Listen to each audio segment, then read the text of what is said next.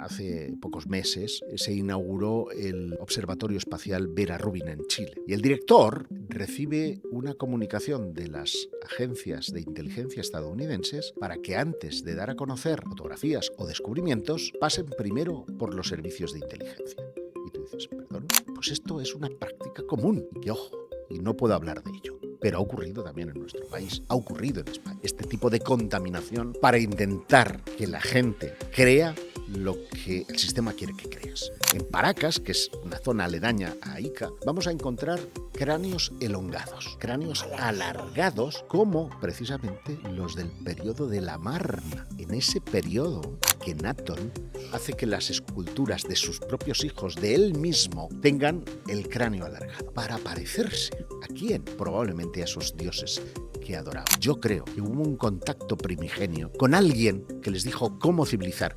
De hecho, el mismo dios civilizador, el Osiris de Egipto, es el Marduk de Babilonia, el Enki de Sumeria o el Quetzalcóatl de México. El mismo. Esos son los dioses. Esos seguramente fueron los extraterrestres. Una de las cosas que más me ha marcado es el de dos ufólogos. Ocurrió en junio de 1972, cuando José Félix Rodríguez Montero y Joan Turballés pusieron fin a sus vidas colocándose en las vías del tren y dejando que el primer convoy de la mañana sesgara sus cabezas, dejando una nota que decía: los extraterrestres nos llaman. 3, 7, 4. Vale, pues cuando gustes. Listo. ¿Listo? Muy buenas a todos, bienvenidos. De nuevo, estamos en la ciudad de Madrid, en el Teatro Victoria, nos han cedido el espacio, así que muchas gracias, eso es lo primero de todo. Y aquí un catalán delante de otro catalán, nuestro amigo Josep Guijarro, ¿qué tal? Bienvenido, ¿cómo estás? Pues gracias por la invitación. Es un placer estar contigo, conocerte y haber departido ya unas cuantas cositas en el tiempo que llevamos juntos. Muy bien, bueno, pues como sabéis, nuestro canal de cocina y recetas. Nada, hombre. Vamos a hablar de lo que tanto nos gusta siempre. Y para arrancar un poco y romper el hielo, ¿no? Porque estamos aquí hablando, pero cuando empieza a grabar las cámaras, con que el chip, pum, ya entramos en modo grabación y cambia el tono incluso. Básicamente, Josep, háblanos, me haría ilusión, especialmente ilusión, porque sé que has hecho un trabajo bastante, he hecho los deberes para venir, bastante interesante con tu último libro. Y me gustaría que contaras un poco, que, bueno, no hace falta decirlo, en la caja de la descripción tendréis el enlace para comprar el libro, si así lo deseáis. Pero, por favor, Josep, cuéntanos un poco qué tan interesante fue para ti escribir. Imagino que te refieres al Secreto de los Sí, Aliens, correcto. Perdón, que el secreto de los aliens, sí. es un libro que apareció inicialmente, creo que fue en 2014 o Ujú, 2017, ujú. y que he reeditado y ampliado en esta nueva Ah, edición. pensaba que era nuevo. O sea, No, es reeditado y ampliado. 200 páginas más o Bueno, menos. entonces es un libro Es nuevo. un libro nuevo, sí, porque es un libro que en su día cumplía una función que era la de explicar las candilejas, la trastienda del programa de televisión Extraterrestres, Ellos entre nosotros, de Canal Historia, porque conformó los escenarios de ese rodaje y mi transición. Yo entonces estaba en la revista Rutas del Mundo para ir a parar de nuevo a la investigación, que era algo que dejé abandonado por un periodo de 4 o 5 años.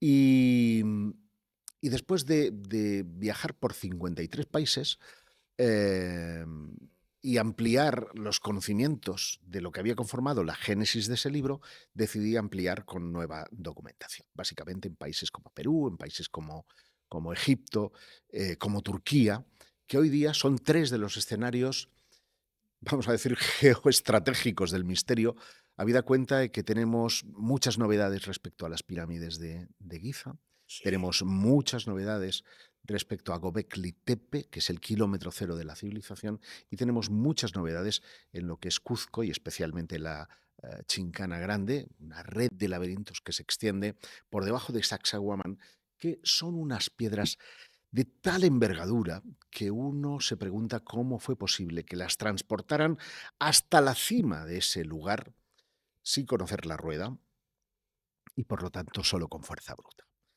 Aunque no quieras, la imaginación se te dispara y tú tienes que imaginar, como yo llamo cariñosamente a mis primos, a los hermanos cósmicos, a los extraterrestres, alienígenas, llámales como quieras, intentando transportar esas piedras. Y lo que trata de buscar es si eso es un secreto relacionado con los extraterrestres o tiene una explicación más prosaica, más banal, mucho más humana. Y bueno, la verdad es que hay de todo un poco. Hay cosas que desde luego siguen desafiando explicaciones convencionales y otras que indiscutiblemente se caen por su propio peso. Qué bueno. Sí, bueno, básicamente creo que es un... Yo no lo he leído, pero por lo que cuentas y por lo que he escuchado, también al final es- se da una explicación, porque yo te he escuchado muchas veces que dices, yo soy believer, y es que yo también soy believer, pero con los pies en la tierra. Hay dos tipos de believers.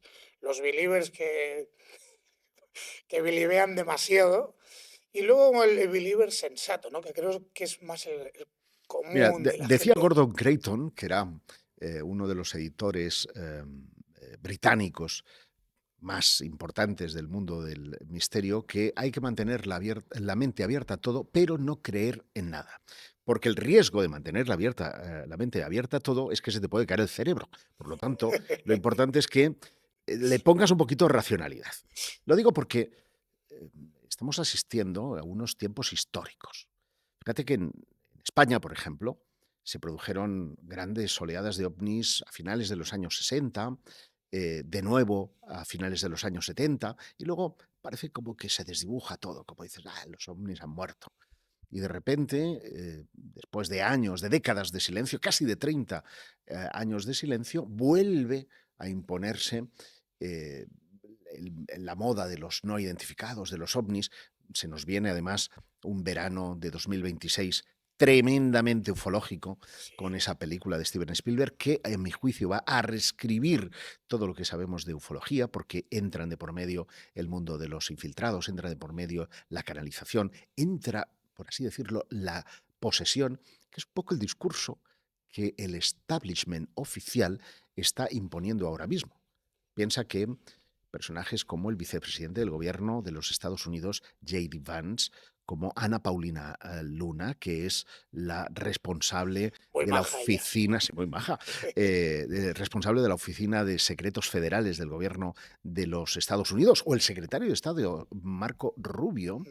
son de los que defienden que esto que conocemos, WAP, los ovnis de toda la vida, vamos, fenómenos anómalos no identificados, son en realidad entidades espirituales que pueden ser angélicas o demoníacas. ¿Qué pasa? Que hemos regresado a la Edad Media, hemos vuelto a, y estoy viendo cómo desde Estados Unidos, que imponen de alguna manera un determinado discurso, volvemos a machacar cosas que al menos aquí en Europa llevábamos superadas desde hace muchísimo tiempo. Como una visión muy conservadora, ¿no? Porque es que ver a Ana Paulina Luna en el podcast más grande del mundo, que es el de Joe Rogan, hablando del libro de Enoch, hablando de seres dimensionales, es como que dices, ¿qué está pasando? Me siento súper afortunado, lo primero, por estar viviendo en estos Este momento, tiempos claro. tan increíbles para los que amamos estos temas, pero es como, ¿qué, qué dirección, o sea, qué extraño camino están tomando y por qué? Eso es lo que yo no paro de preguntarme.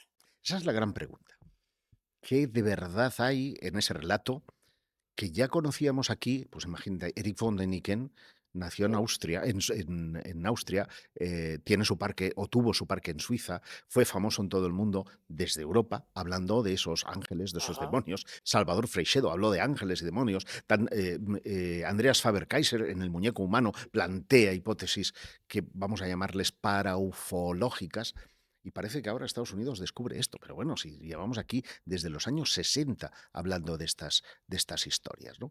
Por lo tanto, que es que vivimos un revival, que es que ya damos por perdida la generación que empezó con el misterio en los años 50, 60, 70, y ahora hay que darles machacado todo eso bien masticadito a las nuevas generaciones para que entiendan que son las bases sobre las que se cimenta todo lo demás. No lo sé, pero sí me parece que hay mucho de ideología y poco de prueba física, mucho de narrativa y poco de palpable en el discurso que a nivel oficial está tomando el proceso de disclosure o de revelación de datos oficiales. Porque yo te quiero recordar, Xavi, que hace apenas 3 años atrás o 4 años atrás se estaba hablando de seguridad nacional, se estaba hablando de prototipos, de si eran rusos, si eran chinos o realmente... Sí, Es sí. decir, hablaban de una cosa muy material, muy física, que captaban los radares, que ponían en riesgo la navegación aérea. Los globos Los que globos tiraron. chinos que en enero de Sí. 2024 dinamitó Joe Biden en la En costa cielo, oeste de Estados en Unidos, cielo ¿no? En cielo canadiense. canadiense, en el Cielo Yukon, canadiense. para, En para Yukon. ser exactos, ¿no? Es decir, em, hemos pasado de algo supermaterial a plantear la idea de entidades espirituales y esa narrativa que a efectos oficiales está, digamos, dominando el relato en el Congreso de los Estados Unidos y en ciertos círculos militares, ahora va a imperar a partir del 12 de junio, cuando Steven Spielberg nos plantee a efectos de cine, que es la gran máquina de crear ideas en la sociedad, ya lo hizo con Encuentros de la Tercera Fase en los 80, pues ahora lo va a hacer en esa línea. Y me pregunto, ¿pasa como en los años 50, que Hollywood, dominada por la CIA, hizo que los ovnis se convirtieran en los malos de la película porque se relacionaban con los rusos en plena Guerra Fría? Vamos a hacer ahora, que estamos en una nueva Guerra Fría, que los marcianos, que los extraterrestres, sean chinos o sean rusos, pero de alguna manera estén de nuevo en el relato de espiritualmente están jodiéndonos o beneficiándonos, depende de si lo coges por el lado diabólico o angelical. A mí me da cierto miedo lo que se nos viene por delante porque tiene una fuerte carga ideológica en una línea ultraconservadora Sí. que probablemente vaya a transformar hacia atrás nuestra sociedad.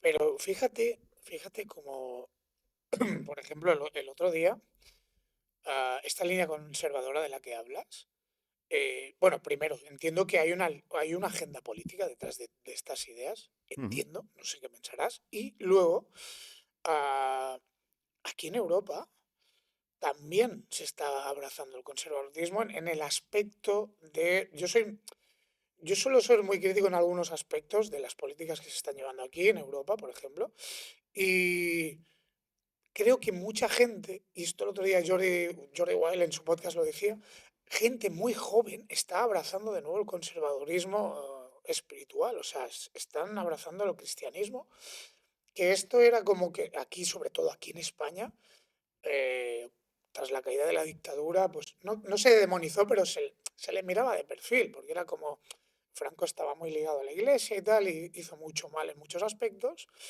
y ahora se está volviendo a eso.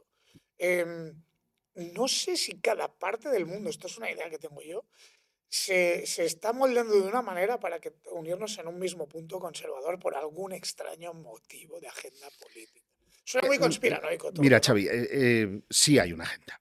Hay una agenda política que se está manteniendo acorde a lo que fue diseñado. La reveló Cal Neal en una fundación estadounidense que dirige un científico que se llama Gary Nolan, Sí, y le que conozco. él presentó una suerte de agenda que culmina entre el año 30 y el 35 y que básicamente en ese año, 2030, el año, la agenda, Sí. pues Sí, el pin viene, este viene, claro, sí. viene a decir que no estamos solos en el universo. Pero él dice, por ejemplo, que esta agenda empieza en 2025, con noticias que tienen que ver con lluvia fina, con cosititas, Píldoras. pildoritas, que abren la inquietud a que posiblemente no estemos solos en el universo. Y hombre, hemos tenido al 3 y Atlas, hemos tenido un montón de cosas Ovnis, que, claro, que Tesiatlas, nos han hecho mirar mucho al cielo y digo, ostras, qué casualidad, ¿no? los de New Jersey, Claro, ahora aquí los que claro, dicen que son de Putin. claro. Pero dirás, ¿y entonces esto qué tiene que ver con el mundo de la trascendencia o la religión? Pues aparentemente no tiene nada que ver nada, pero tiene que ver mucho. ¿Por qué?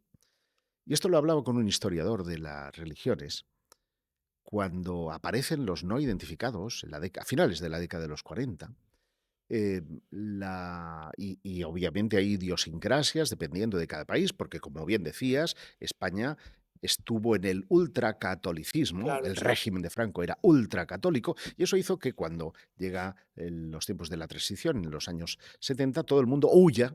Como una liberación. Exacto, pasó, era como ir a ver las películas porno a Perpiñán, ¿no? Sí, De repente todo el mundo ostras. iba a ver películas porno a Perpiñán, Sí, cuando es, sí. bueno, si hay, bueno, este tipo de cosas Es verdad, es son verdad. fenómenos sociológicos que vienen provocados por eh, digamos, la necesidad de liberarte de cosas. Y entonces hemos estado viviendo a nivel global una, una secularización, una huida de la fe en todos los ámbitos del mundo cristiano. Y cuando digo Sí, luteranos, anglicanos, todos, todos. Sí, sí, sí. ortodoxos, católicos, todos los, todo el mundo cristiano se ha ido secularizando. Los escándalos de la iglesia no han ayudado a nada, Diluidos, sí, han sí, sí. ido apartando a la gente de las iglesias y abrazando, ojo a esto, otras formas de fe.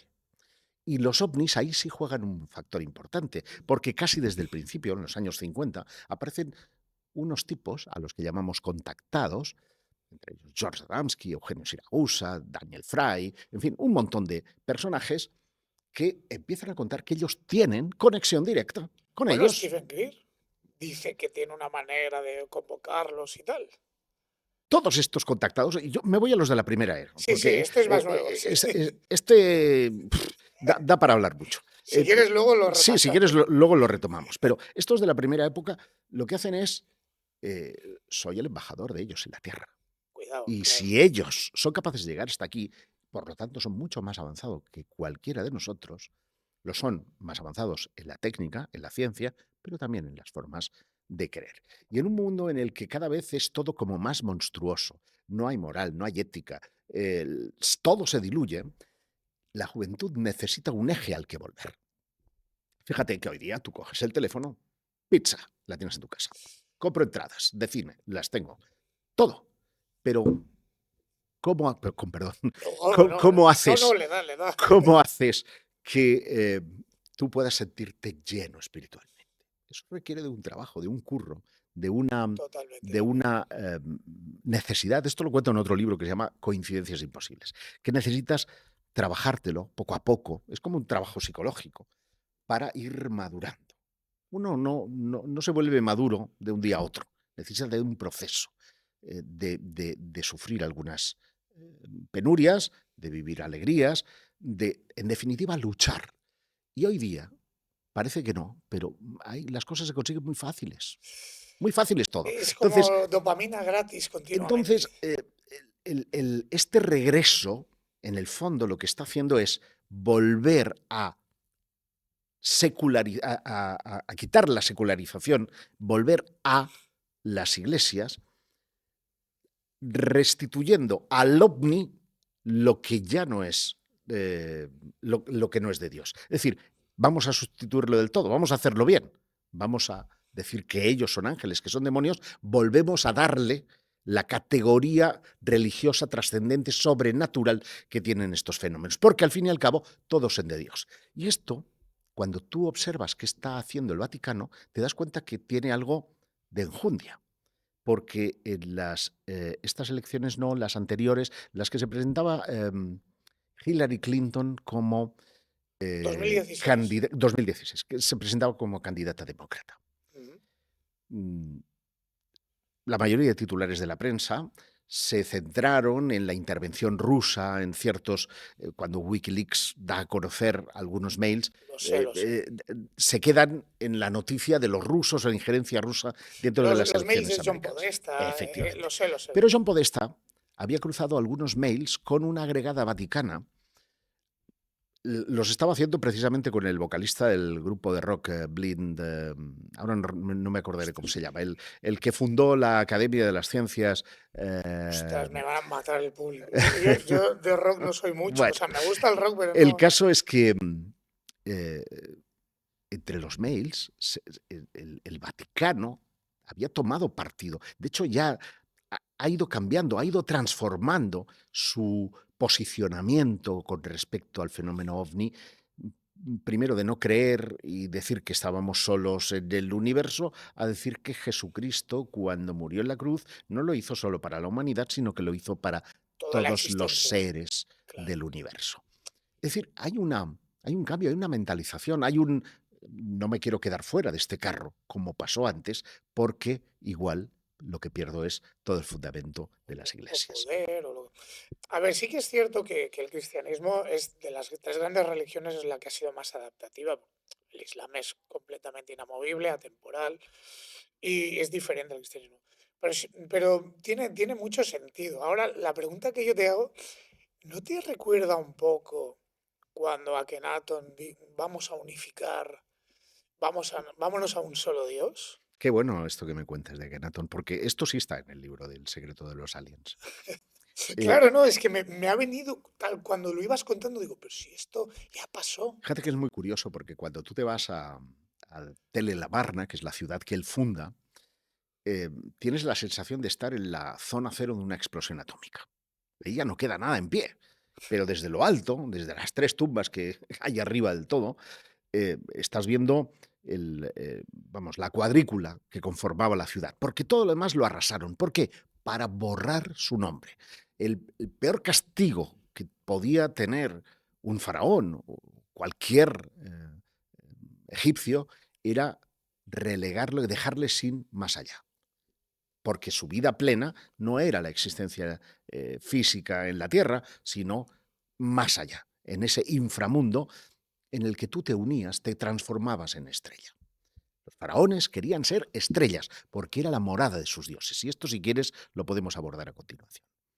Y de repente, ¿esto cómo viene? Pues ha sucedido varias veces en la historia, pero la primera, que tengamos constancia, sucede con Amenhotep IV o Amenofis IV. Amenhotep o Amenofis IV, depende de si es latino o griego, resulta que Reina era un faraón raro de ver, con unos Sí, rasgos tipo un raro. tanto peculiares, que hicieron que incluso sus padres no lo representaran en las estatuas. Pero él llega al poder con mano dura, Férrea, ¿no? Pues sí, férrea, aquí y estoy yo. un día coge su carro y se va a cazar el león. Y en esa caza del león sucede algo extraño.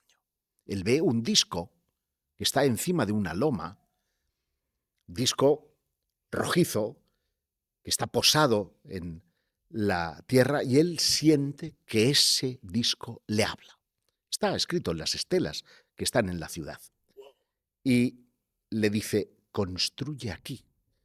Él, como los contactados de los años 50, se cree poseedor de la verdad. Y cree que eso ha sido una comunicación con Ra. No con Ra, sino con Atón, que es el disco solar. Es decir, Ra es el sol, Atón es el disco solar. De ahí que establezca esta distinción entre el sol y el disco que él ve posándose. El disco solar, Atón, y se cambia el nombre de Amenofis IV por Akenatón. A partir de ahí, él lo que hace es, primero, igualar a una de sus esposas, que era Nefertiti, en igualdad. Es decir, los representantes de Atón somos ella y yo. Y fíjate que de ese sol, de ese disco, salen unas manitas que acarician a la familia. Se empieza a representar a la familia y además la palabra monoteísmo no es exacta, pero yo creo que va a entender todo el mundo, porque lo que hace es que todos los demás dioses del panteón egipcio queden relegados a un segundo plano y sea Atón quien mande sobre todos ellos. ¿Qué ocurre? Es como si tú de repente eres Donald Trump y dices, se acabó el Vaticano, me lo cargo. Lo podría hacer. Bueno, a la vista está, a la vista está. Y entonces todos los sacerdotes Sí, dicen, ¿pero qué dices? Tú estás pirado. Al paro, a la calle. a currar. Y te vas a currar. Claro, tú le odias. Oye, que Tú los dices, obispos curran, creo yo. sí, Algo harán. sí, algo harán. Algo harán, Algo algo harán. harán. Porque es verdad que hay sacerdotes que curran y luego están los sacerdotes Pues sí, que ¿eh? tocan. No, no. Entonces, No, ya. No, no, entiendo la gracia, pero yo tengo muy buena experiencia o sea, yo he ido alguna vez a hablar con el cura y la gente va a decir, creo que este sí. tío, yo he ido a No, misa a claro que hablar, sí. yo me he ido a confesar Y recientemente. yo también, y soy, que no, Y nunca me he confesado, yo pero sí, yo sí. Y la verdad es que hay algo especial, ¿eh? Ahí. O sea, no me quiero meter, no quiero decir que me esté volviendo conservador, pero tampoco quiero decir que sea todo malo de No, ellos. no, no, no. Al contrario, yo creo que la Iglesia juega un papel fundamental. Pero Sí, un poco para seguir el sí, sí, discurso de lo perdón, que te digo, perdón. Sí, eh, digamos, les echa al paro. sí. Entonces, él se hace amo y señor de esa historia y transforma la sociedad de una manera extraordinaria porque se abraza una especie de monoteísmo. Viene de un avistamiento, de algo extraño. Fíjate que es muy curioso porque siglos más tarde va a suceder lo mismo con el cristianismo. Es decir, Constantino el Grande tiene que disputar la batalla contra Magencio en el puente Milvio. Están acampadas sus tropas romanas a un lado de ese puente y al otro el enemigo. Y al salir de la tienda por la mañana, me lo imagino miccionando, mirando al cielo, A y ver, ve algo entre las nubes. Lo que distingue es una especie de círculo más oscuro con una X y una especie de P, lo que los católicos conocemos como el crismón. de ahí viene la pesta Eso con... es. Ese es lo ¡Wow! que ve Constantino en el cielo. Y una voz en su interior, igual que Akenatón escuchó, construye aquí y funda la ciudad en ese punto. Hay una estela que lo recuerda. Pues él lo que oye es in hoc signus vincit, es decir, con este signo vencerás. Entonces él dice, manda a sus carpinteros inmediatamente a esculpir, a hacer esa insignia Esa que él especie ve, de P con... esa P con esa X, el crismón, y sustituye las águilas imperiales él era sacerdote, el Sol Invictus, esas águilas imperiales por el signo cristiano. Y vence la batalla. Al ganar la batalla dice, Ya lo tenemos. ha sido por arriba. Yautanim. Por lo tanto, lo que hace es convertirse al cristianismo y gracias a eso somos en Europa cristianos. Si no, seríamos ahora mismo, seguiríamos en el politeísmo romano, seguramente, Sí. salvo que los musulmanes O nos hubieran musulmanes. ganado y estuviéramos Bueno, nos ganaron bueno, sí, bastante tiempo, ¿eh? 700 años, al menos en España. 700 añicos. Pero fíjate Sí, hasta sí. qué punto hay una injerencia del cielo en la tierra. Es decir, y esto sí lo creo, que el fenómeno ovni tiene una derivada espiritual es incuestionable. La tiene por ese lado y lo tiene también en algo mucho más controvertido como pueden ser las abducciones.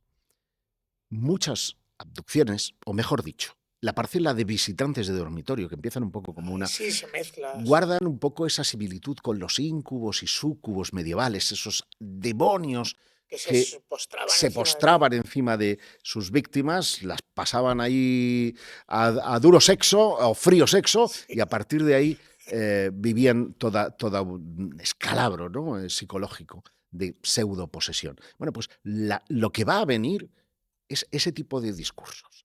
Va a venir ese tipo de fenómeno ovni que ya no sabes si dibujar como extraterrestre o dibujarlo como una prolongación de otra dimensión, de algo paranormal, lo que llamamos técnicamente la paraufología.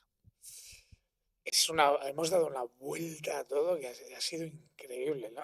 Me ha encantado porque es que me ha venido al pelo. Además, me estabas explicando eso y digo, ostras, si esto tiene que ver con Akhenaton. Y me parece la unión maravillosa.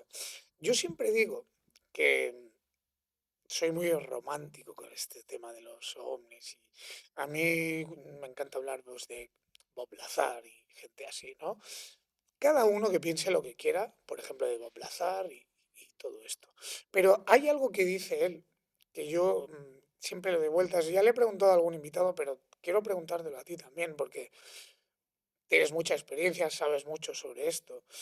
Y una, no sé si sabías que él dice que cuando llega al S4 y le enseñan esos objetos, se da cuenta que uno de esos, o algunos, o varios, no recuerdo bien, llevan como la bandera de Estados Unidos, esos ovnis, ¿no?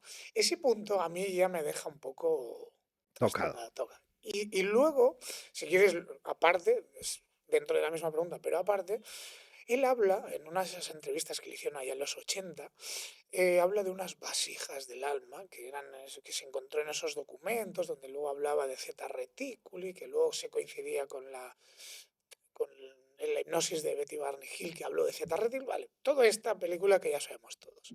Pero me gustaría saber tu opinión primero sobre, joder, ¿qué te he dicho? Sobre Bob Lazar Sobre Bob Lazar y y la el asunto de la bandera, bandera. y luego lo de las vasijas, no sé si sabes de qué te estoy Sí, hablando.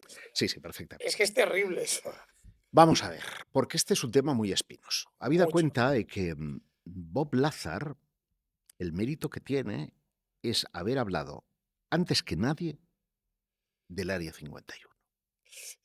Antes de que su mera existencia se olisqueara, se pudiera intuir, él hablaba que por las mañanas tomaba un avión desde Las Vegas, un avión sin matrícula de color blanco, que volaba hasta la base de Nellis y allí eran transferidos hasta el Área 51.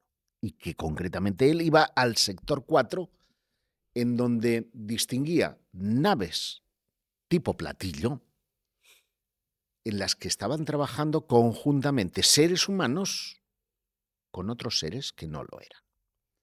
Claro, esto está sugiriendo que existe una cooperación entre una civilización no humana y los militares estadounidenses. Insisto, el mérito es hablar de esto antes de que tú pudieras poner en Google Área 51 y te saliera censurado ese área en el que se ve Groom Lake, ¿verdad? Sí, sí. Ese era el mérito. ¿Por qué? Porque te hago la pregunta yo a ti ahora. ¿Tú crees que si Estados Unidos tuviera una ventaja tecnológica tan importante que le permitiera construir, porque si tienen banderas es que ya son artefactos Ya son míos, suyos, claro. me permitiera construir una tecnología que me permite salir de la atmósfera sin dificultad, me permite viajar interestelarmente, ¿no tendría esa ventaja tecnológica para todos los asuntos de la Tierra? ¿No sería el rey del mundo? Y sin embargo, esa ventaja tecnológica no es tal. Bueno, es que yo, bajo mi punto de vista, no la tiene nadie. Claro, esa es la historia. La tienen, ¿sabes a qué nivel? Al geopolítico. Es decir, y me voy más para atrás en el tiempo, luego retomo, Área Sí, sí, 51. sí, sí. 1947, 8 de julio. En esa fecha, el Daily Roswell Record publica 5 columnas, un platillo volante, la Fuerza Aérea recupera un platillo volante en la localidad de Roswell. Un platillo volante que hacía apenas 15 días empezaba a escucharse en el mundo lo de Flying Saucer porque un señor que se llamaba Kenneth Arnold acaba de tener un encuentro en el Monte Rainier, en el estado de Washington, con 9 objetos que parecían estar como dando así, ¿no? Tumbos en el aire, como platos que rebotan en el agua. El periodista coge esa expresión, la bautiza como platillos volantes, Platillos, claro. eso funciona y en todo el mundo empieza a hablar de platillos. Entonces, la Fuerza Aérea, mejor dicho, el general Hoyt Vandenberg, cuando ve aquello, dice, pero ¿cómo que tenemos nosotros un platillo volante? A ver, son normales. Si tenemos un platillo, no podemos decirlo, porque si es verdad, ahí hay una tecnología que nos va a dar esa ventaja tecnológica.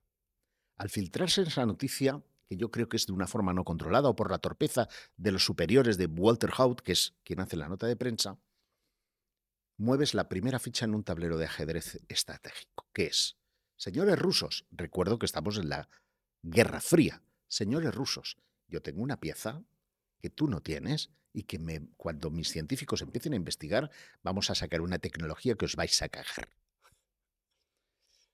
¿Y qué hacen los rusos? Estaba Stalin en el poder, dice, hostia, que nuestros adversarios tienen una pieza importante. ¿Qué hacemos? Hay 2 posibilidades. Una, que sea mentira y nos la intenten colar. 2, que sea verdad. Si es verdad, va a tener esa ventaja, por lo tanto tenemos que igualarlo. ¿Cómo? Teniendo nuestro Roswell particular. ¿Cómo era? Kasputin Yar. Kasputin Yar, exacto. Pone, Kasputin Yar es el equivalente al Área 51 Sí, rusa. sí.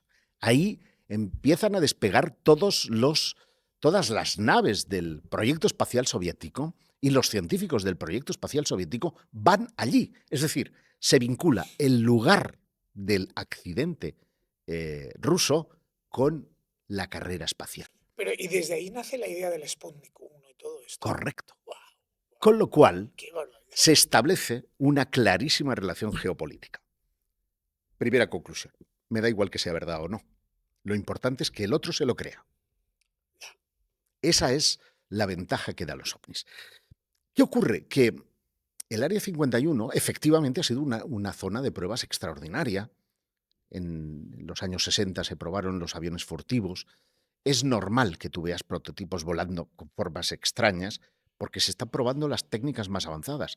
Aun en el supuesto que efectivamente Lázaro viera platillos volantes, podrían ser prototipos que se están desarrollando y que, como el APRO, que es un platillo, o sea, una nave no espacial, es un avión circular, como si fuera realmente un platillo volante, podía ser algo parecido. ¿Cuál es la otra cosa que chirría de Bob Lazar? Que él dice que hay un elemento de la tabla periódica que es distinto. Y esto sí, que ahora no recuerdo, era El elemento 115. el elemento 115, sí, pero se llama Deuteron, Sí, no me no acuerdo. recuerdo el nombre. Ese elemento que se ha encontrado posteriormente, y es cierto, dices, ostras, Sí, son, claro, se ha encontrado que son dos match, esto es mejor que Tinder, sí, sí, sí, ¿sabes? Ha el hecho dos match, moscovio, sí, sí. dos match en cosas muy llamativas. Entonces, yo me reservo, es posible que la experiencia de Lázaro pudiera ser real, pero no sé hasta qué punto dirigida. ¿Por qué? Pues porque estos del gobierno estadounidense que han vinculado el AFOS y muchas de estas oficinas que se generaron para investigar el tema de los no identificados, contaminaron en los primeros años de una manera extraordinaria el relato hacia sus propios intereses. Ya, ya. Ahora que estamos en tiempos de disclosure, de revelación, hemos sabido de programas como el Yankee Blue, eh, eh, o el Immaculate Constellation, programas que sabemos que hacían correr rumores sobre capturas extraterrestres porque ese relato les iba bien a quienes estaban en las élites para mover determinados prototipos por el mundo. Entonces, ahora tratar de despejar la paja del grano es muy complicado y requiere de un esfuerzo como el que se está llevando en Estados Unidos para que se sepa la verdad y sepamos, por eso nos dicen, es que la verdad, esto lo dicen de tapadillo, los que están metidos en el proceso, es que la verdad no la pueden contar porque todos nos asustaríamos. Yo no creo que tenga que ver con extraterrestres, tiene que ver con los tejemenejes que la administración ha ido llevando a cabo sin el concurso ni el conocimiento seguramente de los líderes, porque esto son cosas, al presidente lo cambian cada 4 años. Claro, claro. Es Esto tiene como que ser alguien que está ahí fijo, en el background, porque si no se olvida. Y al final has generado una dinámica, esto pasó con el mundo del terrorismo en España, por ejemplo, que habían grupos que ya vivían, son profesionales de interceptar terroristas. ¿Qué haces con toda esta gente, no? Pues ahí pasa un poco lo mismo. Los profesionales de la desinformación, ¿a qué les das? claro. ¿Quién les manda? ¿Quién obedece? ¿Sabes? Pero ¿tú crees que Luis Elizondo tiene un papel parecido? Por ejemplo, si Mira, hablamos Luis de Elizondo, Elizondo, porque como dice tantas como cosas, David Grush, como sí, todos estos que son wise lovers, ¿no? Como sí, son los soplones, confidentes, los sí, soplones de toda la vida. En el caso de Grush y en el caso de Elizondo han sido miembros activos de los servicios de inteligencia. Es decir, claro. ¿en qué momento estás sirviendo a tu país y en qué momento te olvidas de los intereses de tu país para jugar en favor de la verdad del contribuyente? ¿Entran en conflicto la verdad del contribuyente y la Es que verdad de todo tu sale del país? dinero de nosotros al Entonces, final, claro. además, Elizondo ha cometido algunos errores de bulto que yo no sé hasta qué punto pueden ser planificados, que haces pensar si realmente hablas con un conocimiento de causa o te has metido en esa historia casi para vivir del cuento. No, no lo sé muy bien, pero yo quiero pensar que todos han actuado de buena fe, que están trabajando activamente porque el sistema les ha dado Bueno, cera cancha, de una sí, forma sí. importante, hasta qué punto no están interviniendo efectivamente, primero porque conociendo la verdad, limpian su imagen Claro. y encima consiguen que efectivamente su nombre quede por encima, ¿no? de lo chungo, de lo oscuro, de lo realmente malo que han querido Sí. el sistema que se crea que son. Pero es que aquí toda esta historia, y ahora me va a decir, este tío que dice ahora, pero es que yo le doy muchas vueltas a la cabeza, porque yo al final soy un espectador más, siempre lo digo, y cuando he sacado el tema de Stalin y que te meten el Gasputin Yar y que bla, bla, bla, y luego ya unos años después del 47 ya sale la NASA, etcétera. Ok. Em, la carrera espacial, vamos a la Luna, pero lo que no me entra en la cabeza, porque al final, mira, yo, si una cosa tengo clara, los humanos nos movemos por emociones, por acciones, por reconocimientos, si me lo quieres decir, y quién más quiere ser reconocido que un líder de un país, de una nación, etcétera. Se va a la Luna, que eso es el mayor reconocimiento hasta el día de hoy, creo yo, de la historia de la humanidad, prácticamente, o de los más, como, wow, hemos salido de la Tierra. ¿Cómo la Unión Soviética, en su momento, porque ellos no, por puro ego? Esa pregunta, seguro que te la han hecho mil veces, seguro que tú mismo te la has hecho, pero ¿por qué? Porque si no hay un salto tecnológico tan brutal entre potencias, que yo creo que es así, tal como os he dicho antes, ¿por qué los chinos, los japoneses, los rusos no han ido? Yo en el podcast he tenido ingeniero aeroespacial, me lo ha explicado, me lo ha dicho de una manera muy metódica, pero no sé, me gustaría saber tu opinión. A A lo ver, mejor es más. los rusos no han llegado Digo a pisado, pesar, caminar. El porque ego de caminar. llegaron Sí, antes y que el que Sputnik fue el los... primero en No, salir, sí, como pero el satélite. Sputnik orbitó, pero Sí, llegaron el Lunik 1, que es como se llama, el primer módulo espacial ruso, que se posó y supimos que era firme, porque hasta entonces se creía que la Luna era como una esponja, que tú te metías ahí así. y te tragaba. Ostras, qué O bueno. sea, ojo. El problema es que era un tema básicamente de performance.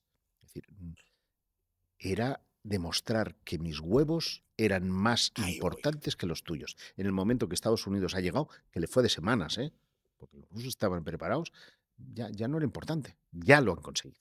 Por lo tanto, eh, fíjate cómo después de ese primer viaje han habido 6 misiones tripuladas a la Luna, ninguna de ellas tuvo ni la repercusión ni la importancia. No, Mm, pero no Sí, bajaron a caminar. sí, sí, Sí, sí, sí, también, sí, ¿no? hasta se ha jugado el golf en la Ay, sí, superficie ahí, lunar ahí fue donde sí. y hay una pequeña estatuilla que está ahí y se depositaron, esto va para los negacionistas, se depositaron ¿Eh? unos espejos que reflejan un láser desde la Tierra que monitoriza la distancia exacta que hay entre la Tierra Wow, y la Luna. Es decir, hay una serie de evidencias que ponen claro claro, el exacto. valor. Y ahora los chinos, fíjate, tantos años después, han llegado a la cara oculta de la Luna y Exacto, eso ha hace poco. renovado el interés. ¿Por qué? Porque este renovado interés por la Luna ya no es el de mis huevos son más grandes. Este renovado interés obedece a otras cuestiones, que son energéticas y estratégicas. Porque hoy día el espacio ha dejado de ser, pasa como la secularización de los hombres, ha dejado de ser un monopolio de rusos y estadounidenses, y las batallas que se libran en el espacio por el geoposicionamiento, GPS, tecnología de transmisión, Sí, etcétera, etcétera, dependen de satélites. Por lo tanto, disponer de lanzaderas desde la Luna y posteriormente Marte, que son nuestros primeros pasos para salir al espacio, son indiscutiblemente importantes. Pero es que además se ha descubierto que hay recursos en la Luna, hay un isótopo, ahora no me hagas decir porque no me acuerdo de memoria cómo se llama, un isótopo que da energía inagotable y limpia, wow. y los chinos la han encontrado en la cara oculta de la Luna. Por lo tanto, esto dices, van a ser los chinos quienes se lleven, ahora que estamos aquí con los minerales raros, no, no, no, vamos a ir nosotros. Y todo el mundo pugna por ese tipo de recursos y de control estratégico. Se ha democratizado el espacio. Hasta España tiene ya sus propios satélites Bien. en el espacio. Y dentro de muy poco se va a lanzar el Miura, Ah, otro sí. más que llevará al espacio, sin duda, nuevas comunicaciones. Fíjate que es curioso y hasta qué punto puede llegar esto que estamos hablando, que hace pocos meses, algo más de un año ya, se inauguró el Observatorio Espacial Vera Rubin en Chile. Es uno de los cielos más limpios y transparentes de nuestro mundo. Y el director le explicaba a una amiga común, que es la que me lo cuenta a mí, que recibe una comunicación de las agencias de inteligencia estadounidenses para que antes de dar a conocer fotografías o descubrimientos, pasen primero por los servicios de inteligencia. Y tú dices, perdón, ¿y este interés por la astronomía de las agencias espaciales? Pues mira, es muy sencillo, porque el observatorio, el telescopio, puede estar apuntando a un punto por el que pasan satélites espías. Por lo tanto, ellos censuran aquellas imágenes que pueden estar mostrando eventuales satélites espías. Es decir, que el espacio es patrimonio muchas veces de los militares. Algo que nos pasa inadvertido a nosotros porque como vemos a Elon Musk, vemos a Virgin Galactic, vemos a todos estos haciendo sus experimentos fuera, decimos, ya el espacio es democrático. No, sigue siendo un patrimonio militar y ojo, porque siguen habiendo muchas estrategias que dependen precisamente del control de esos satélites en el espacio. Cuando Reagan en los finales de los 80, en 1991 creo recordar, decían las Naciones Unidas, qué bueno sería que nuestras diferencias desaparecerían si existiera un enemigo extraterrestre, y dio lugar al Plan de Defensa Estratégico, lo que se conoció popularmente como la Guerra de las Galaxias. Lo que pretendía era un control del espacio, el mismo que quiere ahora recuperar Donald Trump con la Fuerza Espacial por un lado y con satélites que van a controlar absolutamente todo lo que hagan, no solo en la Tierra, sino también en el espacio. Wow, magistral. Por si os quedaba alguna duda, porque es que es una cuestión que yo siempre me he hecho, digo, ¿por qué los rusos no han querido pasear por la Luna? Creo que queda bastante claro. Volviendo a lo rocambolesco de la pregunta anterior, era lo de las vasijas del alma. Ah, sí. ¿Qué pasa con lo de las vasijas del alma? A mí es algo que para algunos, bueno, son chorradas, que pueden ser chorradas, pueden ser no, pero me parece como mínimo interesante. ¿Por qué? Porque ahora estamos yendo a la era de las IAs, de esa, como que las IAs están empezando a comprender lo que es la abstracción, que ese es el punto más crítico, por llamarlo de alguna manera, para tener una comprensión del yo mismo, de su mera existencia. Y eso del alma, de las vasijas, que lo dijera un joven Lázaro allá en los 80 en una entrevista, medio riéndose, mezclándolo con la religión, es algo que me trae muy de cabeza y no sé qué opinarás tú sobre eso. Fíjate, es muy curioso porque muchas tradiciones ancestrales de época medieval, muchas de ellas, hablan que las almas quedaban, o los brujos atrapaban esas almas y las ponían en calderos. Calderos o vasijas del alma se las llamaba. Claro, esto dicho así, dices, pudo leer, pudo conocer, pudo no sé qué, y establecer esa relación. Pero tú has mencionado algo que me parece muy significativo, la era de la inteligencia artificial. Desde luego, cuando Lázaro habla de todo ello, mentira. Es decir, la inteligencia Bueno, artificial lleva pero muchos años, pero a nivel popular, la eso es, generativa, a nivel no, popular no y a nivel existía. generativo no existía. Sin embargo, años después devino un movimiento llamado transhumanismo, que lo que pretende es tener la capacidad de quitar el alma. Tú imagínate, Xavi, que yo tengo una máquina, te conecto electrodos, te saco el alma y la coloco en un ordenador, en un depósito, en una vasija. Ese ordenador puede ser el almacenaje del alma temporal hasta que tenga la capacidad de computación suficiente para que un androide o un ser no biológico pueda recuperar esos datos y después ser tú, pero eterno. Esto tiene una ventaja y es que las distancias siderales directamente me la pelan. Porque Claro. como no me voy a morir... Eso de 400 años luz, da igual. Como si quieres 1000, me da igual. Mientras no tenga averías, yo tiro. Mientras tenga una electricidad, sigo tirando, ¿no? No voy a envejecer, jamás. Jamás, claro. E incluso puedo pensar en un híbrido, mitad celular y mitad... porque a lo mejor he alcanzado un nivel determinado en el que me permite que los telómeros que hacen envejecer mi cuerpo pues vayan reduciéndose y puedo tener vida biológica de 150 o 200 años, casi como Matusalén. Pero vamos a seguir el argumento este de lo no biológico, porque Douglas Babbage, que fue responsable del proyecto SETI, filtró muchos años después que Lázaro que tal vez deberíamos empezar a pensar que el día que contactemos con extraterrestres no esperemos ver seres biológicos, sino entidades metidas en cajas o robots. Es decir, habla de consciencia metida en una caja. Un poco siguiendo el símil de lo que decía Lázaro. Entonces a mí esto me parece muy Es interesante, otro hit, ¿eh? porque uno lo que hace es expresar con palabras un concepto que entonces no podía imaginar, pero que ahora tiene todo el sentido.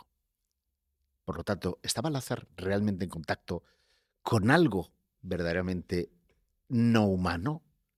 Esos conocimientos, fíjate además qué pasó a partir de entonces, y es que a él se le borran las credenciales, bueno, es un paria, se convierte en un don nadie porque la manera que encuentra el sistema es desacreditarle a él, que es lo que ha hecho siempre. Te recuerdo otro caso, el de Paul Benovich, Uf, otro individuo pobre que es hombre. contaminado, en este Bueno, caso, acabó encerrado, acabó ¿no? encerrado en un psiquiátrico.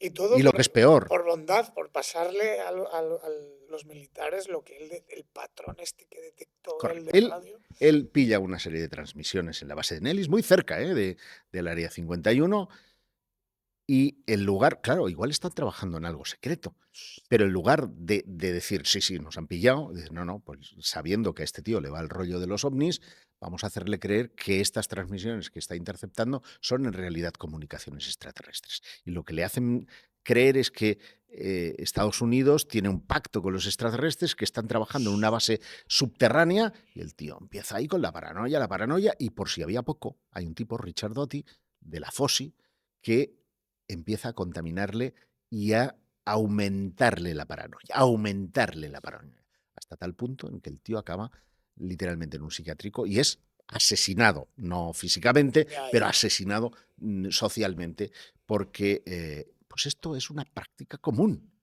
Y que, ojo, y no puedo hablar de ello, pero ha ocurrido también en nuestro país, ha ocurrido en España. Este tipo de contaminación para intentar que la gente crea lo que el sistema quiere que creas. ¿Pero hablas de estos temas O sea, o en hablo de general? estos temas, sí, hablo de Wow. estos temas. Josep, ¿has estado en las líneas de Nazca? ¿Las has Sí, visitado claro. alguna vez? Ujú. Es que me encantaría ir algún día.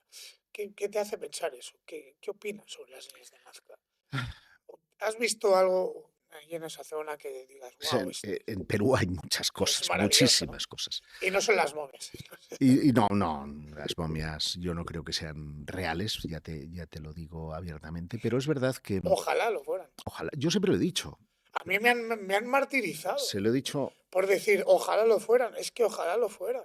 Porque a cla- mí la gente que es muy aférrima a esto, el propio Joyce Mantilla ha estado aquí en mi canal, me atacan. ¿Pero qué dices? ¿Qué tal? Digo, tío, que me da igual tu dogma. Que ojalá lo fueran. Ojalá. Pero cuesta de creer, amigo.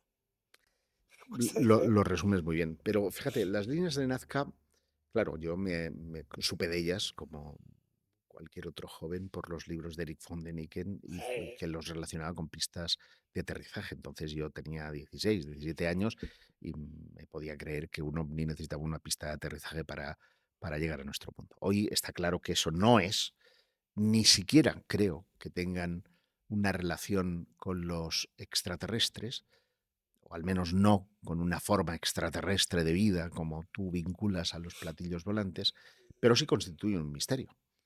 Primer misterio no es el cómo se hicieron, porque uno puede pensar que con un plano y aéreo. siguiendo líneas rectas puedes poniéndote algo que te haga de punto de mira, siguiendo la recta, ir haciendo formas. Esto lo hizo hace muchísimos años en Palau de Plegamans, en Barcelona, un colega, Sí. y nos montábamos con yeso, lo hizo con yeso, pero efectivamente funcionaba. Igual que se puede hacer con yeso, pues se puede hacer cavando un surco. No es el cómo. El enigma es el para qué. y la antigüedad que tienen, en Claro. teoría. Y el para qué sí se relaciona con los dioses. Porque, primero, los animales que está mostrando allí no son animales de la zona.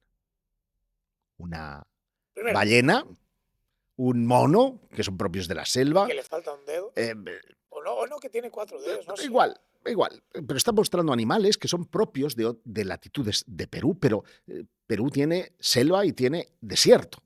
Estás en la zona de desierto, estás a nivel del mar, no estás ni en la zona de montaña ni en la zona de selva. Por lo tanto, esto es que alguien les fue a hablar, porque tú no has visto esos animales con tus ojos. Esa primera. Y dos, parecen estar las líneas marcando puntos. Que unos dicen, no, podrían ser fuentes de agua, porque estás en un lugar de tremenda sequedad. Te diré como anécdota que la primera vez que llego a Nazca, me llovió. Hostia, joder. No, 4 gotas, porque el Bueno, índice de está pluviometría jodido ahí, está es muy muy, seco. muy, muy escaso, que es lo que permite que se hayan conservado durante miles de años. Pero el enigma es este. Sin embargo, sí hay otras cosas, otras conexiones que me parecen significativas. Por ejemplo, en Paracas, que es una zona aledaña a Ica, donde está también el candelabro, que sigue un poco las mismas pautas de excavar y mostrar un elemento, vamos a encontrar cráneos elongados, cráneos Alargados. alargados, como precisamente los del periodo de la Marna. En ese periodo, Akenatón hace que las esculturas de sus propios hijos, de él mismo, tengan el cráneo alargado, para parecerse. ¿A quién? Probablemente a esos dioses que adoraban. Entonces, por ese lado, porque algunos de ellos, como me encontré en Malta, no tienen las separaciones que tienen los cerebros humanos, no tienen las mismas, o carecen de ellas. Con lo cual tú dices, perdona, estamos ante otra especie de humano, nadie ha reparado que le faltan las líneas de unión de los huesos del cerebro, y esto me parece significativo. No ocurre en todas las elongaciones, en algunas muy concretas que yo he podido fotografiar y detectar en Perú y que a mí me llaman poderosísimamente la atención, junto con el hecho de que en esos lugares vamos a encontrar un fenómeno que es el llamado megalitismo, movimiento de grandes rocas que no tienen que ver con los incas, a pesar de que la historiografía diga que sí. Porque tú estás viendo enormes bloques de piedra que parecen ensamblados como si fueran un puzzle, Sí. y justo encima las construcciones incas, que son piedrecitas mucho más pequeñas, que tratan de seguir el mismo patrón. Pero, ¿quién puso las anteriores? Esto ocurre en Gunung Padam, más o menos. Es Más o distinto. El menos. fenómeno Con las de terrazas que son. estas terrazas, hay una enorme discusión. Yo conocido al arqueólogo Sí, ostras, que cuéntamelo. y está un poco como las marcas del machín, también te lo digo, ¿eh? Sí. Es, Bueno, pero hay una enorme polémica acerca de si son naturales o no son naturales. Pasa un poco como ok. el tema de las pirámides de Bosnia. No me voy a pronunciar porque como no las he visto, hablo de oídas y me gusta hablar de aquello que sé, ¿no? Sí podría citar estudios, pero yo creo que no me gustaría juntar churros y merinas, o churras y merinas. Creo que indiscutiblemente hay más similitudes, por ejemplo, con movimientos como los que se dan en Egipto. Hay zonas, por ejemplo, el caso de Abidos, junto al templo de Seti I de Abidos, hay una parte que es venerada desde hace miles de años, desde el periodo predinástico, antes de que aparecieran los faraones, con el mismo sistema constructivo que encontramos en Perú. Lo vamos a encontrar en el templo de la Esfinge, que también tiene ese mismo patrón de hiladas de enormes piedras. Lo vamos a encontrar en Jerusalén, lo vamos a encontrar en Turquía, lo vamos a encontrar en Líbano, lo vamos a encontrar en un montón de sitios que tú dices, ¿esta civilización quién fue y para qué movió estas cantidades de piedra? Ese es un enigma que, por supuesto, la vinculación con lo extraterrestre es más imaginaria que otra cosa, pero desde Sí. luego constituye uno de los grandes enigmas arqueológicos de nuestro tiempo. ¿No crees que viene todo de antes? Esto es una especulación o una idea. De antes del Younger Dryas. Como que todo éramos uno o una especie o una amalgama parecida, y vino el Younger Dryas, se congeló todo y ahí como que empezó todo. Esta es la tesis que postula Hancock, Graham Graham Hancock, sí, Hancock, correcto, sí. y algunos otros investigadores que advierten que hay un punto de conexión, que es cierto, lo he podido Porque hay muchas constatar, similitudes, que claro. nos remite a un mismo periodo temporal, que es el 10.500 a.C. Y en ese periodo coincide con un rápido enfriamiento de la Tierra, esto que se conocen como el Younger Dryas, que hizo que la humanidad fuera bajando de latitud, buscando un poco pastos y buscando otro tipo de abastecimiento, porque el hielo pues iba a ocupártelo todo. Pero en otros puntos, como es el caso de Egipto, esa misma datación, que corresponde a lo que se conoce como el periodo Holoceno, es justo lo contrario, es decir, implica la desertificación de África.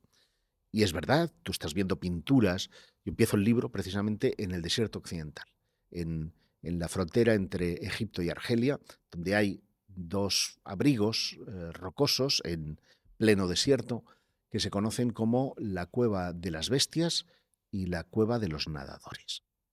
La de los nadadores tiene mucha coña porque parecen tritones, en lugar de piernas, parecen tener colas. Y tú dices, ostras, Uy, esto uy. son como sirenas, ¿no? Y cuando yo se lo hago hacer notar al arqueólogo, antropólogo además que me ha acompañado, doctor en antropología, me dice, no, Josep, esto son en realidad espíritus que están volando hacia las estrellas, porque las aguas no son aguas físicas. El agua es, tú cuando naces, ¿qué hace tu mamá? Rompe aguas. Son el nacimiento y la muerte. Es decir, cuando hablan de que la vida nace del océano, nace del agua, en realidad es una metáfora del nacimiento. Y cuando morimos, volvemos a nacer en otra dimensión. Wow. De manera, este es el valor simbólico. Entonces, las almas, yo me lo he encontrado, tú te vas a Puerto Rico, a Puerto Rico, a la cueva... La cueva de los tallos. no, perdón. No, no. Da igual, se me ha ido una cueva que hay en América. Estás viendo a un ídolo que está recogiendo a una parturienta, un bebé muerto, porque a los muertos se les representa con la cabeza hacia abajo. Entonces, el alma nada, aunque esté muerta, nada el alma hacia el cielo. Esto es lo que ¿No será buscaban. la Mammoth Cavern? La Mammoth Cavern, No, que es esta que es tan enorme. no, No, es otra, da vale. igual. Lo importante es el concepto. El concepto, sí. Que las aguas están representando en realidad el cielo y el nacimiento y muerte. Es la morada de nuestros dioses, porque cuando el hombre antiguo miraba al cielo y veía aquellas estrellas, creía que allí moraban los espíritus que desaparecían. Las estrellas somos nosotros, el espejo de la vida. Por eso, cuando construyen a imagen y semejanza del cielo. Las 3 estrellas del cinturón de Orión están representando a las 3 pirámides porque la Vía Láctea coincide con el río Nilo. En Perú, ese mismo concepto de la Vía Láctea está representando el río de la vida, el Urubamba. Es decir, simbólicamente, a un lado y al otro del Atlántico llegaron a la misma conclusión. Y yo siempre he dicho lo mismo, que un tío sea capaz de vaciar una calabaza, meterle unas cuerdas y digas, ha hecho un instrumento musical, puede ser azar en un lugar y en el otro. Uno puede coger una calabaza, el Sí, otro un algo coco, parecido. uno puede coger cuerdas hechas con cerdas de Caballo, lo que caballo, sea. el otro, ¿sabes? Pero que toquen la misma sinfonía, ¡ñe! Yo creo que ahí ha tenido que haber un instructor que les diga esto significa esto. Porque son demasiadas las coincidencias. Y los faraones entonces, cuando construían esas pirámides, que es la montaña primordial que emerge de las aguas, es la montaña primordial, lo que hacen es crear una máquina de inmortalidad. Metías el cuerpo allí para transformar el espíritu y que se fuera a las estrellas, a la morada de los dioses. Es más, eran tan previsibles en Saqqara, por ejemplo, que, y esto hay pocos turistas que lo sepan, lo digo para que tus telespectadores cuando vayan a Egipto puedan observar, te vas a la cara norte de la pirámide de Saqqara y hay uno de los bloques que hace prácticamente esquina, que tiene dos agujeritos. Y sientes la curiosidad de mirar a través de ellos, igual te sobresaltas, porque lo que hay en el interior es una estatua del faraón mirando por ellos. Y está como ligeramente inclinado hacia atrás. Y no es que el terreno haya cedido, sino que está orientado para que sus ojos miren a las estrellas circumpolares, para que Wow. estén mirando a estrellas concretas en donde él se transformaba, su espíritu, su Ka, se transformaba en una estrella. ¿Qué ocurre? Pues que si algún día estaba tapado el cielo, él tenía que seguir viendo esas estrellas. Entonces, delante, un muro que ahora está destrozado, pero aún quedan las estrellas en el suelo, tenía las estrellas pintadas, tenía las estrellas decoradas, para que el faraón pudiera verlas, para que no perdiera el camino hacia el más allá. Wow. Me dan ganas de aplaudir y todo. No, pero es maravilloso, ¿no? Cómo siguen esas conclusiones, cómo se va hilando todo. Claro, para entender eso tienes que estar allí, tienes que verlo, o al menos comprender o meterse en la piel de esas gentes que Claro, vivieron ahí. fíjate, por hilvanarte más cosas, ¿no?, sobre esto que veo que te fascina. Sí. Zoser, que es el faraón que está mirando las estrellas, era el abuelo del faraón Keops. Es decir, que en 2 generaciones pasaron de hacer la primera pirámide de, me sale la palabra en catalán, maons, Sí, ladrillos, ladrillos, ladrillos maons, sí, de adobe, de adobe. perdón, de piedra. Entonces se construía en adobe, se pasó del adobe a la piedra para crear una pirámide escalonada, que es la que se conoce así, como pirámide Ujú. escalonada del faraón Zoser. Y llegar al máximo movimientos de piedras, 2.500.000 bloques para crear la gran pirámide de Keops. Qué barbaridad. Hay quien dice que, ¿a quién dice? Lo dice Herodoto, que la pirámide se construyó en 30 años. Ujú. Pobres desgraciados los de la Sagrada Familia, que llevan más de un siglo, y con todos mis respetos, no llegan. Pues estos Aún no han no han acabado, ¿eh? acabado. Estaba previsto que acabara en 2026 para hacerlo coincidir con el centenario de la muerte de Gaudí, pero bueno, Pues no. no va a ser. El caso es que 2.500.000 bloques. Un estudio muy reciente y muy polémico, recordarás lo de las estructuras que bajaban hasta Sí, 600, lo de Malanga Malanga y Biondi. y Filippo Biondi. Biondi. Con Biondi estuve hablando hace muy poquito tiempo y, claro, su sistema, que llama ya la atención de los servicios secretos, para tu información, El SARS, bueno, el es el SARS, sí. SARS. El SARS lo puede utilizar cualquiera, los datos son públicos. El tema es el algoritmo que interpreta el SARS. Esa es la historia. Ese es el kit, ¿no? Y, eh, eh, digamos, pone al descubierto que tal vez la pirámide sea mucho más antigua. Hay una enorme polémica acerca de la antigüedad de la gran pirámide de Keops. Mi opinión personal es que Keops la reutilizó. Es decir, allí había una estructura primigenia sobre la que él construyó. ¿Por qué?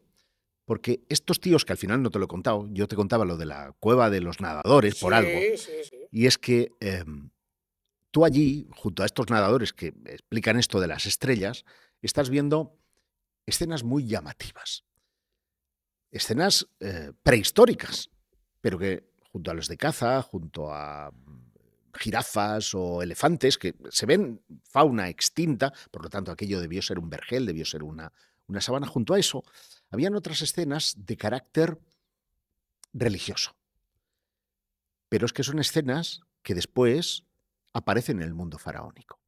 Estoy pensando, seguro que has visto la imagen de Nu, que es una mujer desnuda con su vientre arqueado, se ve el pecho, Ujú.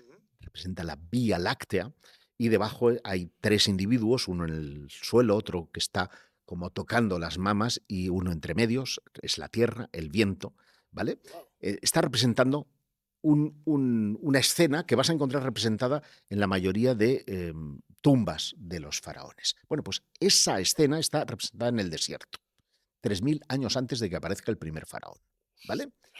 Otra más importante, y es la que a mí me abrió los ojos. Había un tipo con una maza, ¿vale? Y delante tenía a un individuo puesto del revés. ¿Qué te he dicho que eran los que estaban del revés? Muertos, Muertos, sí, ¿vale? correcto. Un tío que está matando o ha matado a un tipo. Y tú dices, perdona, esto me recuerda la paleta de Narmer. La paleta de Narmer es para los arqueólogos el primer documento escrito de Egipto, porque ahí aparece el nombre de Narmer. Son dos vocales, dos vocablos. Y esa paleta está mostrando al faraón con corona del Alto y Bajo Egipto, por eso se considera que unifica el Alto y el Bajo Egipto, con una maza y está agarrando del pelo a un tío al que acaba de matar, ¿vale? Es el mismo concepto que en el desierto 3000 años después. Y tú dices, entonces, ¿está representando realmente la unificación del Alto y Bajo Egipto o está representando algo más? Porque la influencia de este dibujo lo vas a encontrar hasta los Ptolomeos, lo vas a encontrar hasta el periodo grecorromano. ¿Esto qué significa? Significa que no es el Alto y Bajo Egipto, está representando un símbolo del que hemos perdido memoria. Por eso te decía, ahora sí, volvemos al punto. Es decir, esta gente que salió del desierto, estas tribus nómadas, fueron al delta por la desertificación y ahí construyen su civilización. ¿Haciendo qué? Las mismas cosas que escribían en las cuevas han evolucionado a lo largo de 3000 y lo han convertido en una religión. ¿Y qué veían en el desierto? Veían unas pequeñas colinas que tú las ves desde lejos y dices, son pirámides, pero que son naturales, que moldea el viento. Les llaman yardaps. Estos yardaps constituyen la base, a mi juicio, de la pirámide de Keops. ¿Por qué? Porque el trabajo de Filipo y de Malanga pone en evidencia que el núcleo de la Gran Pirámide es rocoso. Es decir, que ellos habrían visto esa estructura y decir, mira, como las que veíamos en casa, y sobre esas empiezan a esculpir la pirámide. Y muy probablemente lo que hace Keops es seguir esculpiendo esa pirámide, y como hacen los mayas, un templo tiene dentro otro templo y otro templo y otro templo. ¿Por qué esto ocurre también? Estoy diciendo mayas que están en América y en Egipto, porque ha habido un instructor general. Yo creo que hubo un contacto primigenio con alguien que les dijo cómo debían de hacer, cómo civilizar. De hecho, el mismo dios civilizador, el Osiris de Egipto, es el Marduk de Babilonia, el Enki de Sumeria o el Quetzalcóatl de México. El mismo. Esos son los dioses. Esos seguramente fueron los extraterrestres. ¡Wow! Es que es brutal. Es que es así.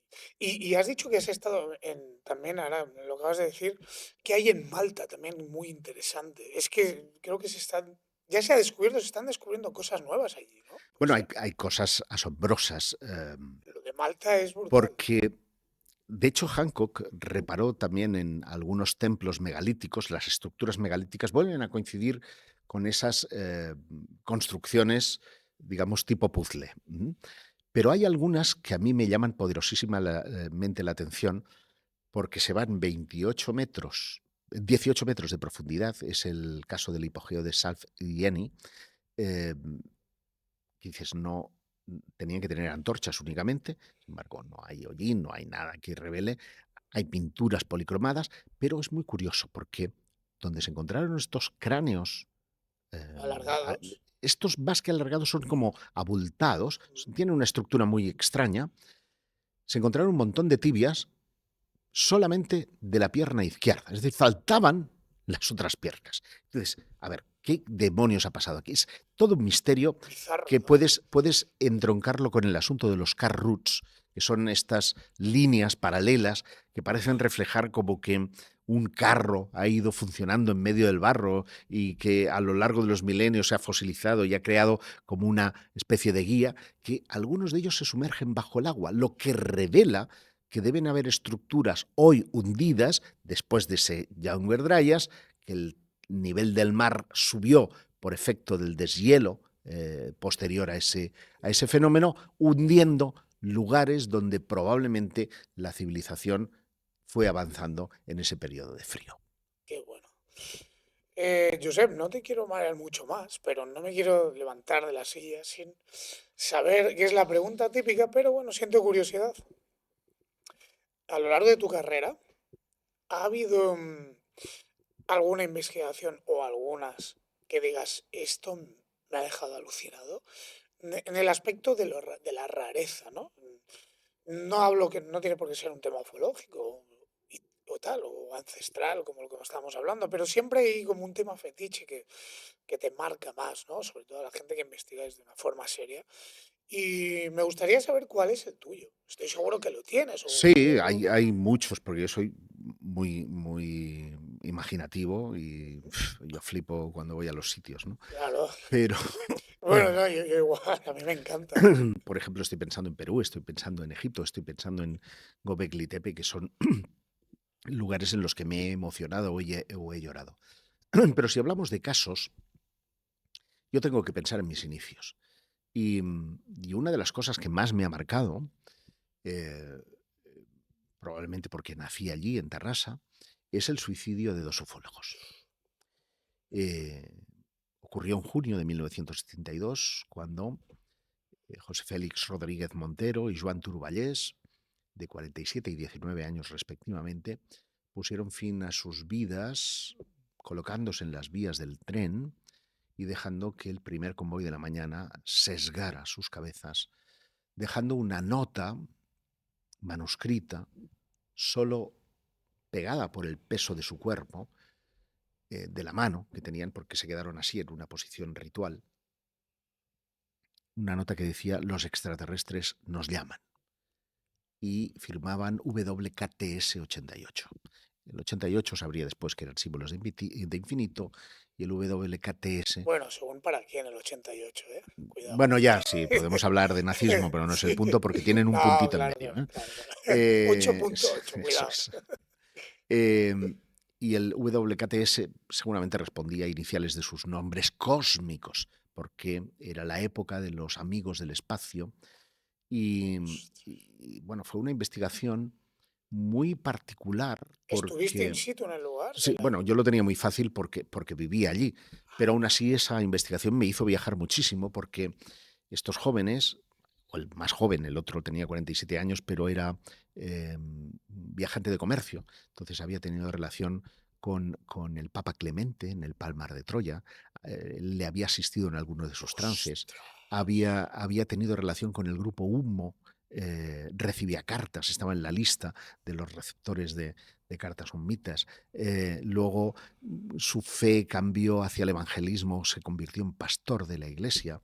Estuve hablando con su confesor. Es decir, la investigación me llevó a muchos lugares y uno de los más llamativos fue Zaragoza, porque en las 3 cartas póstumas que ellos escriben antes de suicidarse, aparentemente porque yo creo que no fue 100% un suicidio, mandan una carta a la Organización de las Naciones Unidas, otra carta a un astrónomo que despuntaba como ufólogo, que era Marius Lleget, autor de varios libros sobre ovnis, y que a partir de aquel momento le cambió la vida porque le agradecían el haberles abierto la conciencia. Entonces él se sintió culpable. Ahora que ya no está entre nosotros, te diré que él terminó en un psiquiátrico a Wow. consecuencia ¿Esto? de esto, Wow. porque además el régimen tardofranquista le utilizó para que de alguna manera expresara a través del periódico El Caso que leer todas estas cosas era peligroso para la mente. Por eso te decía que me marcó mucho, porque cuando yo me acercaba a investigar, me decían: a ver si vas a terminar como estos dos, ¿vale? Este era la música de cualquier investigación que yo hacía, Wow. ¿vale? Casi con amenaza, ¿no? Claro. Y luego el que me estamparan en la puerta, tanto familiares como personas que habían tenido relación con ellos, por miedo, porque se creían los hombres de negro, porque se creía que podían haber sido eliminados porque sabían algo más. Y es verdad que ellos sabían algo más. Ellos habían estado en Tivisa, que era una zona de contacto cercana a Mora de Vivo Ebro, súper cerca yo. ¿vale? Sabes que Roca Montañola y que Sí, otros sí, sí. investigadores popularizaron esta zona con muchas cuevas, porque es una zona kárstica, y había una cueva que decían te llevaba a otra dimensión. Entonces la gente iba los sábados, los domingos, una zona devastada por los incendios. En la época en la que yo iba, habían casas que todavía tenían mantel y cosas encima de la mesa. Es decir, era algo impresionante, ¿no? Y allí iba él, estos chicos, a intentar establecer contacto. Un político muy importante, llegó a ser diputado en el Congreso por parte del Partido Socialista, me dijo, porque era psicólogo en aquella época, y lo conoció al mayor, le llamaban el venusino. Tenía una mirada tan impactante, parecía estar leyendo tu mente, y algunos de ellos, me decía, había visto levitar un magnetofón de estos de lámpara, que pesaban lo suyo, de bobina abierta, lo había visto levitar. Entonces dijo, yo no quiero saber nada de este tío, y me Claro. piro. Y uno de mis primos, que acabó arrojándose al tren por accidente, no porque lo hiciera voluntariamente, aquello abrió un montón de muertes, hasta 19 en ese tramo de vía, ¿vale? Que todos dejaban algún mensaje relacionado con me voy con el padre, ¿no? Todo eso era un rollo muy parecido, lo cual una jueza me dijo, no publicites más sobre este asunto. No, porque igual se incita, La ¿no? policía me dijo que les habían parado la investigación y ellos siguieron investigando por su cuenta. Hay tantas cosas de ese caso que todavía yo no lo doy por cerrado. Estoy intentando recuperar desde hace años unas grabaciones que existen de ellos en cinta de cassette que están en Holanda, en la casa de un familiar que no quiere atenderme. Es decir, hay cosas que me parecen muy significativas y que, bueno, seguramente no van a importar más allá de 4 frikis, pero No, no, de eso nada. que constituyen el libro negro de la ufología en España y que es uno de mis casos casi de crónica negra más ovnis, ¿no? Que han marcado mi vida. Tremendo, ¿eh? Ojalá des con la resolución. Increíble. Josep, decirte que yo hace 2 años y pico empecé con esto. Te escribí un mail. Yo apenas tenía 100 suscriptores y tú muy amablemente me atendiste y me diste una mini entrevista de unos 20 minutos y yo era más feliz que una perdiz. Y hoy, por suerte, te tengo aquí delante y quiero darte las gracias de corazón por esa entrevista primera y por esta de ahora y por la clase magistral que acabas de dar a mi público de todos estos temas. Muchísimas gracias. Gracias a ti por abrirme a tus telespectadores, invitarte. Tú sabes que yo también tengo otro modesto canal, no es tan importante Sí, como el por tuyo, cierto, no, para que... pero si tienes más suscriptores que Bueno, yo, ¿qué sí. dices? Sí. Y que en cualquier Sí, caso, pues estás dilo invitado. que Es mi te nombre, es Josep Josep Guijarro. Guijarro, canal oficial. Sí. Vale, vale. Sí, es verdad, sí estoy suscrito. Pensaba que tenías No, otro. no, no. Perfecto. Pues, oye, muchísimas gracias. Recordaros que tenéis en la descripción, por si queréis comprar el libro. Y nada, pues, oye, hasta la próxima y espero que algún día encontremos respuestas a todos estos enigmas. Lo Muchísimas gracias. intentaremos. Muchísimas gracias. Adiós.